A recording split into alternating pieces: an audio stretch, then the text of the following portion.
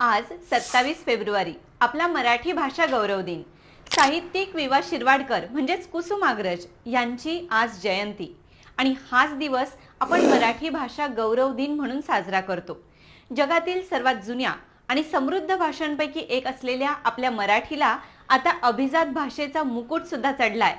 केंद्र सरकारने 3 ऑक्टोबर 2024 रोजी आपल्या मराठी भाषेला अभिजात भाषेचा दर्जा दिलाय।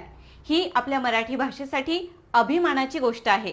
बघा विद्यार्थी मित्रांनो, तमिळ, संस्कृत, तेलुगू, कन्नड आणि मल्याळम या भाषांनंतर अभिजात भाषेचा दर्जा मिळवणारी मराठी ही भारतातली 6वी भाषा ठरली आहे। तेव्हा मराठीचा अभिमान मनात बाळगूया आणि आपली मराठी अशीच अभिमानाने जपूया। सर्वांना मराठी भाषा गौरव दिनाच्या हार्दिक शुभेच्छा आणि अशाच महत्त्वपूर्ण माहितीसाठी फॉलो करा इन्फिनिटी स्पर्धा परीक्षा अकॅडमीला आणि व्हिडिओला लाईक करून शेअर करायला विसरू नका।